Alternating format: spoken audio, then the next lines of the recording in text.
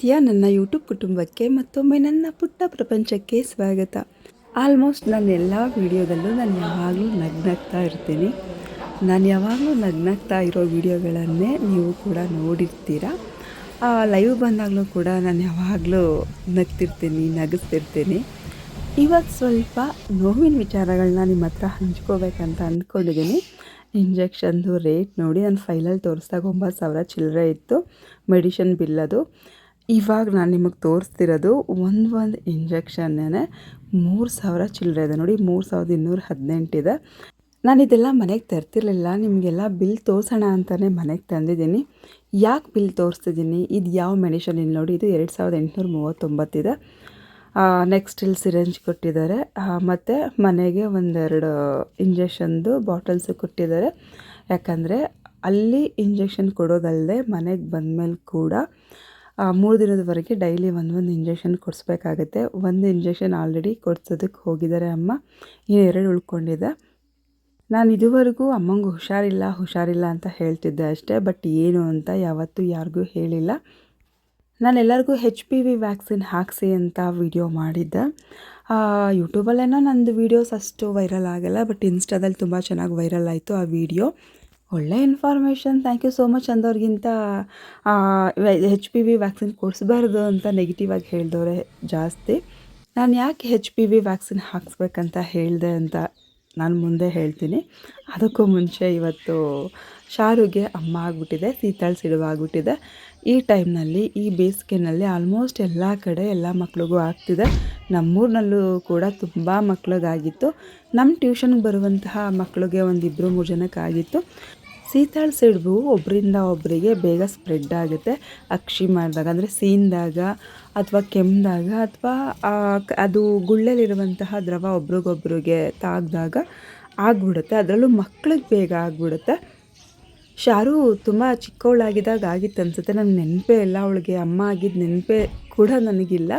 But ಇಷ್ಟು ದೊಡ್ಡವಳಾದ್ಮೇಲೆ ಆಗುತ್ತೆ ಅಂತ ನಾನು ಅಂದ್ಕೊಂಡಿರಲಿಲ್ಲ, ಆದರೆ ಆಗಿಬಿಟ್ಟಿದೆ. ಅದಾದ ತಕ್ಷಣ ಅಮ್ಮಂಗೆ ಮತ್ತು ನಮ್ಮ ಅತ್ತೆಗೆ ತೋರಿಸಿ ಹಿರಿಯರು ಏನು ಹೇಳ್ತಾರೆ ಅದನ್ನು ಮಾಡಲೇಬೇಕಾಗುತ್ತೆ. ಸೊ ನಾನು ಕೂಡ ಮಾರಿ ಗುಡಿಗೆ, ನಮ್ಮೂರಿನಲ್ಲಿ ಮಾರಿ ಹಬ್ಬ ಮಾಡಲಿಲ್ಲ ಅಂತ ನಾನು ನಿಮಗೆಲ್ಲ ಹೇಳಿದೆ. ಯಾಕಂತ ಹೇಳಿದ್ರೆ ದೇವಸ್ಥಾನವನ್ನು ಒಡೆದು ಹಾಕಿದ್ರು, ಹಾಗಾಗಿ ನಮ್ಮೂರಲ್ಲಿ ಮಾರಿ ಹಬ್ಬ ಮಾಡಿಲ್ಲ. ಮುಂದೆ ಮಾರಮ್ಮಂದು ಕಲ್ಲಿತ್ತು, ಅದಕ್ಕೆ ಪೂಜೆ ಮಾಡ್ಕೊಂಡು ಬರೋಣ ಅಂತ ಬಂದೆ. ಮಾರಮ್ಮಂಗೆ ತಂಪಾಗಿರೋದಂದರೆ ತುಂಬ ಇಷ್ಟ ಆಗುತ್ತೆ, ಅದಕ್ಕೆ ಎಳ್ನೀರು ಮತ್ತು ಹರಳೆಣ್ಣೆಯಲ್ಲಿ ನಾನು ಅಭಿಷೇಕವನ್ನು ಮಾಡಿದೆ, ಅಂದರೆ ಮಾರಮ್ಮನ ತಲೆ ಮೇಲೆ ಹಾಕಿದೆ. ಆವಾಗ ಮಾರಮ್ಮ ಸ್ವಲ್ಪ ತಂಪಾಯ್ತಾರೆ. ಶಾರುಗೆ ಬಂದಿರೋ ಅಮ್ಮವನ್ನು ವಾಸಿ ಮಾಡ್ತಾರೆ ಅಂತ. ಸೀತಾಳ ಸಿಡುಬು ಬಟ್ ಅಮ್ಮ ಅಂತ ಕರಿತೇವಲ್ವ, ಹಾಗಾಗಿ ಅಮ್ಮ ಅಂತಲೇ ಹೇಳ್ತಾ ಇದ್ದೀನಿ. ಶಾರುಗಂತೂ ತುಂಬ ಜಾಸ್ತಿನೇ ಆಗಿಬಿಟ್ಟಿತ್ತು, ಪಾಪ ಮುಖದ ತುಂಬ ಆಗಿಬಿಟ್ಟಿತ್ತು. ನಾನು ಇದಕ್ಕೂ ಮುಂಚೆ ನಿಮಗೆ ಎಲೆಕೆರೆಗೆ ಶ್ರೀರಾಮನ ಉತ್ಸವಕ್ಕೆ ಹೋಗಿದ್ದಿದ್ದು ವಿಡಿಯೋ ಹಾಕಿದ್ದೀನಿ, ಅದರಲ್ಲಿ ಅವಳಿಗೆ ಅಮ್ಮ ಆಗಿದೆ. ಇದನ್ನು ಹೇಳಾದ್ಮೇಲೆ ನಿಮಗೆ ಅದನ್ನು ನೋಡಿದ್ರೆ ಅಬ್ಸರ್ವ್ ಮಾಡ್ತೀರಾ, ಬಟ್ ಅದಕ್ಕೂ ಮುಂಚೆ ಅಬ್ಸರ್ವ್ ಆಗಿರಲ್ಲ, ಏನೋ ಗುಳ್ಳೆ ಇರಬೇಕಂತ ಸುಮ್ಮನಾಗಿರ್ತೀರ. ಯಾರಿಗಾದರೂ ಅಮ್ಮ ಆದರೆ ಹೇಗೆ ಪೂಜೆ ಮಾಡಬೇಕಂತ ಗೊತ್ತಾಗಲಿ ಅಂತ ನಾನು ಈ ವಿಡಿಯೋ ಮಾಡ್ಕೊಂಡಿದ್ದೀನಿ. ಆದರೆ ಅವಳಿಗೆಲ್ಲ ಪೂರ್ತಿ ವಾಸಿ ಆದಮೇಲೆ ಈ ವಿಡಿಯೋವನ್ನು ಅಪ್ಲೋಡ್ ಮಾಡ್ತಾಯಿದ್ದೀನಿ. ನನಗೂ ಭಯ, ಮೊದಲೇ ಅಪ್ಲೋಡ್ ಮಾಡಿಬಿಟ್ರೆ ಅಮ್ಮ ಎಲ್ಲಿ ಜಾಸ್ತಿ ಆಗಿಬಿಡುತ್ತೋ ಅಂತ. ಹಾಗಾಗಿ ಅವಳು ಪೂರ್ತಿ ವಾಸಿ ಆದಮೇಲೆ ನಾನು ವಿಡಿಯೋವನ್ನು ಅಪ್ಲೋಡ್ ಮಾಡ್ತಾಯಿದ್ದೀನಿ.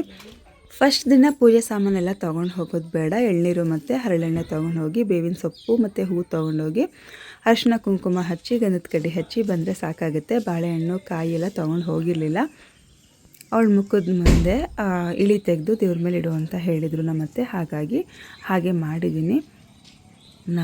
ನಂಬಿಕೆ ಇದೆಯೋ ಇಲ್ವೋ ಅದು ಗೊತ್ತಿಲ್ಲ, ಬಟ್ ಹಿರಿಯರ ನಂಬಿಕೆಯನ್ನು ನಾವು ಉಳಿಸ್ಕೊಂಡು ಹೋಗಬೇಕಾಗತ್ತೆ. ಅವ್ರು ಹೇಳಿದಾಗ ನಾವು ಕೇಳಲೇಬೇಕಾಗತ್ತೆ. ದೇವ್ರಿಗೆ ಪೂಜೆ ಮಾಡೋವರೆಗೂ ಆಸ್ಪತ್ರೆಗೆ ತೋರಿಸೋ ಹಾಗಿಲ್ಲ ಅಂತ ಹೇಳಿದ್ರು. ಹಾಗಾಗಿ ನಾನು ಮೊದಲು ದೇವ್ರಿಗೆ ಪೂಜೆ ಮಾಡಬೇಡ ಅಂದ್ಕೊಂಡು ಬಂದೆ. ಅವಳಿಗೆ ಮುಖದಲ್ಲಿ ಕಾಣಿಸ್ತು ಮತ್ತು ಕೈಯಲ್ಲಿ ಕಾಣಿಸ್ತು. ಅದಾದ 3 ದಿನಕ್ಕೆ ಪೂಜೆ ಮಾಡಬೇಕಂತ ಹೇಳಿದ್ರು. ಅವಳು ಕಾಣಿಸಿದ ದಿನವೇ ಪೂಜೆ ಮಾಡೋ ಹಾಗಿಲ್ಲ ಅಂತ. ಸೊ ಇವಾಗ ನಾನು 3ನೇ ದಿನಕ್ಕೆ ಬಂದು ಪೂಜೆ ಮಾಡ್ತಾಯಿದ್ದೀನಿ. 3 ದಿನ, 5 ದಿನ ಮತ್ತು 9 ದಿನ ಹೀಗೆ ಪೂಜೆ ಮಾಡಬೇಕಾಗುತ್ತೆ. ನಾನು 3ನೇ ದಿನ ಮತ್ತು 5ನೇ ದಿನಕ್ಕೆ ಪೂಜೆ ಮಾಡಿದ್ದು.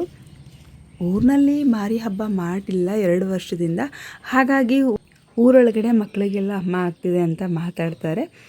ಅದೊಂಥರ ನಂಬಿಕೆ. ಆ ಮಾರಮ್ಮನ ಹಬ್ಬನ ವರ್ಷಕ್ಕೊಂದ್ಸಲ ಮಾಡಲೇಬೇಕು. ಆರತಿ ತಂದು ದೇವರಿಗೆ ತೋರಿಸ್ಲೇಬೇಕು. ನನ್ನ ಮಗಳು ಕೂಡ ಬೇಗ ಅಮ್ಮ ವಾಸಿ ಆಗಲಿ ಅಂತ ತುಂಬ ನಿಷ್ಠೆಯಿಂದನೇ ಪಾಪ ಮಾಡ್ತು. ಸೈಂಟಿಫಿಕ್ ಆಗೂ ಕೂಡ ಹೀಗೆ ಇದೆ. ಅಮ್ಮ ಆದಾಗ ಕ್ಲೀನಾಗಿರಬೇಕು, ಸ್ವಚ್ಛವಾಗಿ ಇಟ್ಕೋಬೇಕು, ಮತ್ತು ಬೇವಿನ ಸೊಪ್ಪು ಮತ್ತು ಅರಿಶಿನ ಎಲ್ಲ ಅರೆದು ಹಚ್ಚಬೇಕು ಅಂತ ನಾನು ನೋಡಿದೆ, ಗೂಗಲ್ ಮಾಡಿ ನೋಡಿದೆ. ಸೊ ಅಲ್ಲೂ ಕೂಡ ಸೇಮ್ ಟ್ರೀಟ್ಮೆಂಟೇ ಇತ್ತು. ಅಕಸ್ಮಾತ್ ತುಂಬ ಜಾಸ್ತಿ ಆಯಿತು ಅಂತ ಹೇಳಿದ್ರೆ ಆಸ್ಪತ್ರೆಗೆ ಹೋಗಿ ತೋರಿಸಿ ಅಂತಲೂ ಇತ್ತು. ನಮಗೆ ವಿಡಿಯೋ ಮಾಡಿಕೊಟ್ಟಿದ್ದು ಮಿಂಚು ಬರ್ತಿದ್ಲು. ಅವಳ ಕೈಲಿ ಕೊಟ್ಟು ನಾನು ಪೂಜೆ ಮಾಡೋದೆಲ್ಲ ವಿಡಿಯೋ ಮಾಡಿಸ್ಕೊಂಡೆ. ಮೊದಲನೇ ದಿನ ಹೇಗೆ ಪೂಜೆ ಮಾಡಿದೆ ಅಂತ ನೋಡಿದ್ರಿ.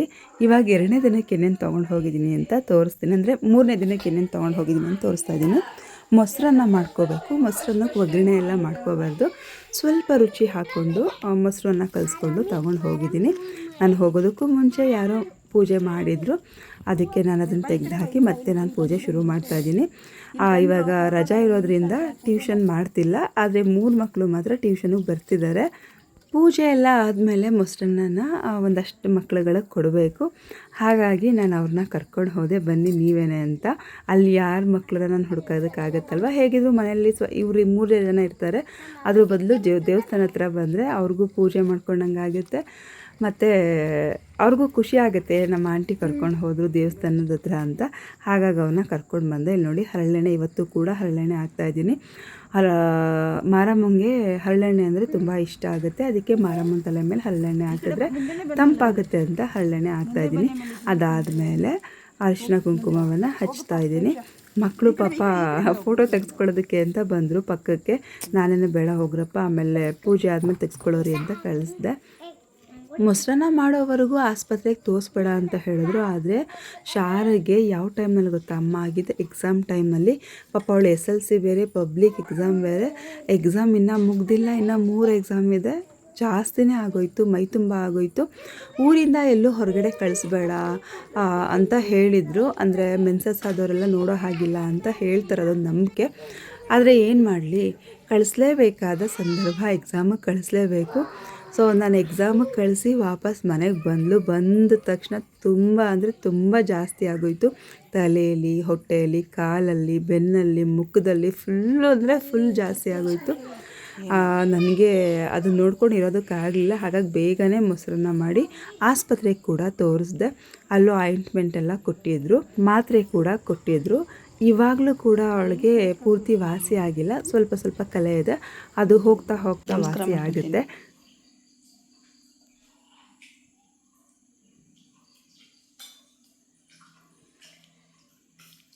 ಸಪ್ಪೆಲ್ಲ ಸರಿಯಾಗೈತಾ? ಹಾಂ, ತಿನ್ಕೊಳ್ಳಿ. ನಾನು ಇವತ್ತು ಕೂಡ ಮೈಸೂರಿಗೆ ಹೋಗ್ತಾ ಇದ್ದೀನಿ. ಆದರೆ ಇವತ್ತು ನಾನು ಅಮ್ಮನ ಕರ್ಕೊಂಡು ಹೋಗ್ತಿಲ್ಲ, ನಮ್ಮ ಅತ್ತೆಯನ್ನು ಕರ್ಕೊಂಡು ಹೋಗ್ತಿದ್ದೀನಿ. ಅವ್ರಿಗೆ ಕಣ್ಣು ಸ್ವಲ್ಪ ಪ್ರಾಬ್ಲಮ್ ಆಗಿದೆ ಅಂತ ಹೇಳಿದ್ರು, ತುಂಬ ಉರಿಯುತ್ತೆ ಮತ್ತು ಕಡ್ತಾ ಬರುತ್ತೆ ಅಂತ ಹೇಳಿದ್ರು.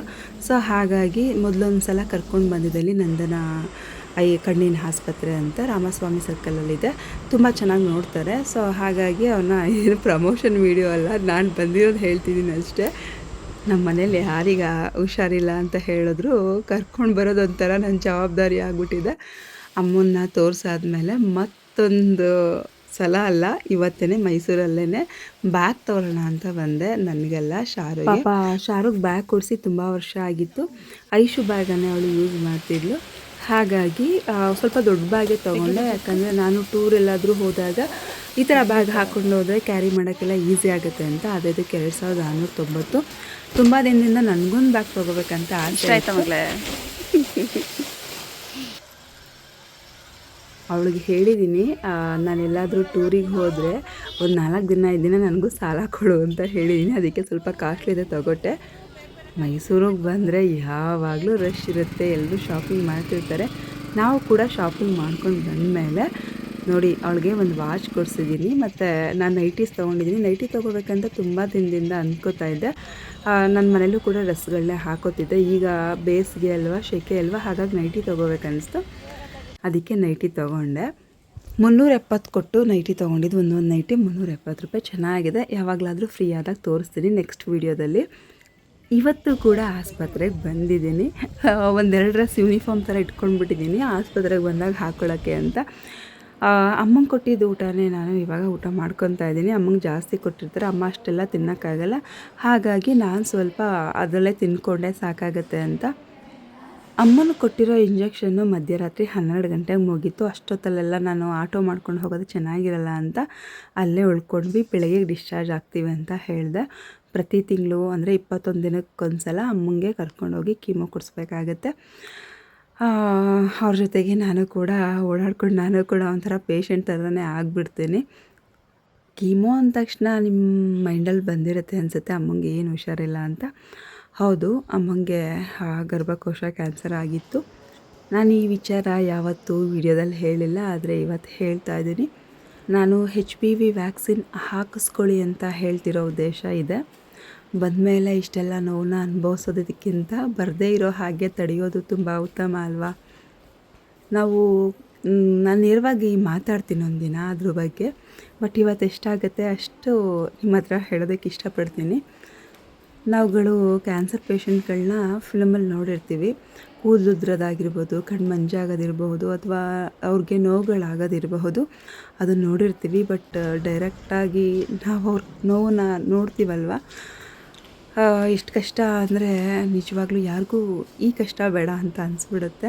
ಎಲ್ಲಿಗಾದರೂ ಹೋಗುವಾಗ ಚೆನ್ನಾಗಿ ರೆಡಿ ಆಗಬೇಕು, ಚೆನ್ನಾಗಿ ಕಾಣಿಸ್ಬೇಕಂತ ತುಂಬ ಚೆನ್ನಾಗಿ ರೆಡಿ ಆಗ್ತೀವಿ. ಬಟ್ ಆಸ್ಪತ್ರೆ ಅಂತ ಬಂದಾಗ ಹೇಗಿದ್ರೇನು, ಹೇಗೆ ಕಾಣಿಸಿದ್ರೇನು ಅಂತ ಮನ್ಸಿಗೆ ಬಂದುಬಿಡುತ್ತೆ. ಸದ್ಯಕ್ಕೆ ನೋವುಗಳು ವಾಸಿ ಆದರೆ ಸಾಕು ಅಂತ ಅನಿಸ್ಬಿಡುತ್ತೆ. ನಾನು ಶುಕ್ರವಾರ ಕರ್ಕೊಂಡು ಬಂದು ಅಡ್ಮಿಟ್ ಮಾಡ್ತೀನಿ ಕೀಮೋ ಕೊಡಿಸೋದಕ್ಕೆ. ಅಮ್ಮಂಗೆ ಹಾರ್ಟ್ ಪ್ರಾಬ್ಲಮ್ ಇರೋದ್ರಿಂದ ಸ್ವಲ್ಪ ನಿಧಾನವಾಗಿ ಹೋಗಬೇಕಾಗಿರೋದ್ರಿಂದ ಒಂದು ದಿನ ಎಲ್ಲ ಆಗುತ್ತೆ. ಬೇರೆಯವ್ರಿಗೆಲ್ಲ ಒಂದು 2 or 3 hours ಆಗಿಬಿಡುತ್ತೆ. ಆದರೆ ಅಮ್ಮಂಗೆ ಮಾತ್ರ ಸ್ವಲ್ಪ ಲೇಟ್ ಆಗುತ್ತೆ. ಹಾಗಾಗಿ ಇಲ್ಲೇ ಉಳ್ಕೋಬೇಕಾಗುತ್ತೆ. ನೀವು ನಂಬ್ತಿರೋ ಬಿಡ್ತಿರೋ, ಬೆಳಗ್ಗೆ ಹೊತ್ತಿಗೆ ನಾನು ಮುಖನೂ ತೊಳೆಯೋಲ್ಲ, ಬ್ರಷು ಮಾಡಿರೋದಿಲ್ಲ, ತಲೆನೂ ಬಾಚಿರೋದಿಲ್ಲ. ಹೆಂಗಿರ್ತೀನಿ ಹಾಗೆ ಮೈಸೂರಿಂದ ಊರಿಗೆ ಬರ್ತೀನಿ ನೋಡಿ. ನಾನಿರೋ ಹುಟ್ಟು ನೋಡಿ, ಮುಖ ತೊಳೆದಿಲ್ಲ, ತಲೆ ಬಾಚಿಲ್ಲ, ಹೇಗಿದ್ದೀನಿ ಹಾಗೆ ಊರವರೆಗೂ ಬರ್ತೀನಿ. ಕೆಲವೊಂದು ಕಷ್ಟ, ಕೆಲವೊಂದು ನೋವುಗಳು, ಹೇಗಿದ್ರೆ ಏನು, ಹೋಗಿ ಯಾರು ನೋಡಬೇಕಂತ ಅನಿಸ್ಬಿಡುತ್ತೆ. ನಿಜವಾಗ್ಲೂ ಆಸ್ಪತ್ರೆಯಲ್ಲಿ ಪೇಷಂಟ್ ಪಕ್ಕ ಕೂತ್ಕೊಂಡು ನೋಡ್ಕೋತಾರಲ್ವ, ಅವ್ರು ನಿಜವಾಗ್ಲೂ ಗ್ರೇಟು. ತುಂಬ ಜನ ಅವ್ರ ಹೆಂಡ್ತಿರನ್ನ ಗಂಡೀರು ಬಂದು ನೋಡ್ಕೊತಿದ್ರು, ಅದು ವಯಸ್ಸಾದವ್ರು ಬಂದು ನೋಡ್ಕೊತಿದ್ರು. ಅದನ್ನು ನೋಡಿ ನನಗಂತೂ ತುಂಬಾ ಖುಷಿ ಆಯಿತು. ನೋವಲ್ಲೂ ನಗೋದಿದೆ ಅಲ್ವಾ, ಅದು ತುಂಬಾ ಕಷ್ಟ.